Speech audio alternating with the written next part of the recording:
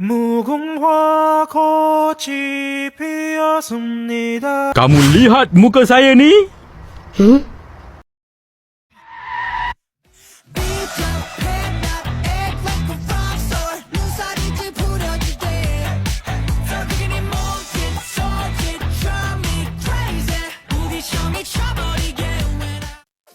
Hai guys, kamu pernah nggak sih punya temen yang hari ini super happy, rame banget, tapi besoknya tiba-tiba murung, diem, sedih, kayak lagi patah semangat total.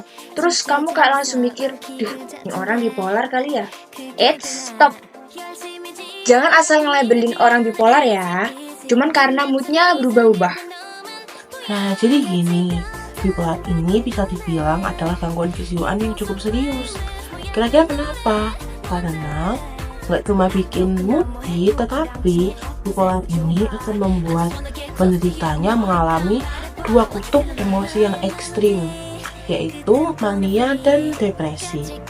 Nah, untuk jenis-jenis bipolar itu ada bipolar 1, yaitu pernah mengalami mania dan juga bisa juga dia mengalami depresi.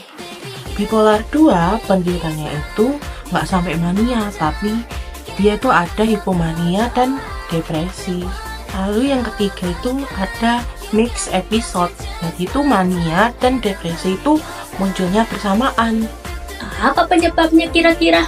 Penyebab dari bipolar ada campuran dari genetik, struktur otak, dan kimia di otak yang nggak seimbang kayak serotonin, dopamin, dan lain-lain. Ada juga faktor dari trauma, stres, dan bahkan kurang tidur bisa memicu. Terus apa ada faktor resiko? Ada. Kalau punya keluarga yang memiliki gangguan mood, waspada, tapi jangan panik ya. Jadi guys, gejala bipolar itu ada dua sisi.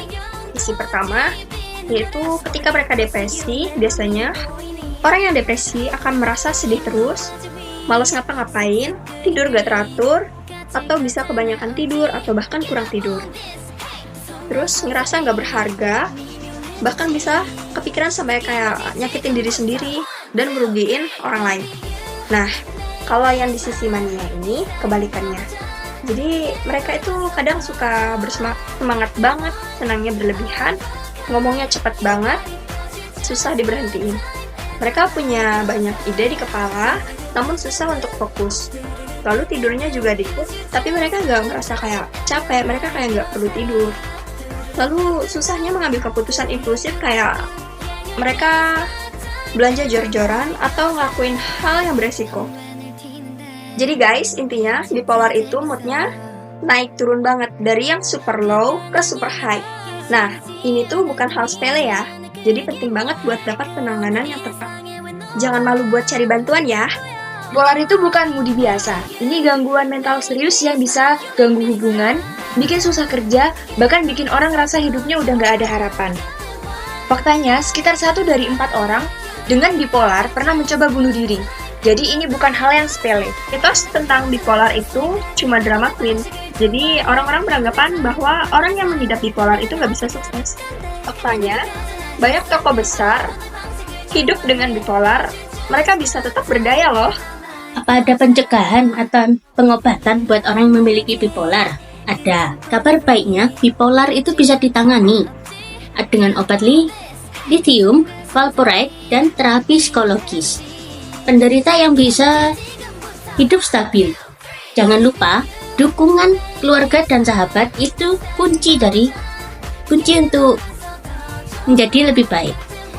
Pencegahannya ada dong, kenali gejala lebih awal, edukasi diri, dan jangan stigmain orang lain yang sedang mengalami sakit mental. Yuk kita sama-sama belajar jadi lebih peka. Bipolar bukan sekedar mood swing. Spread awareness, not a judgment.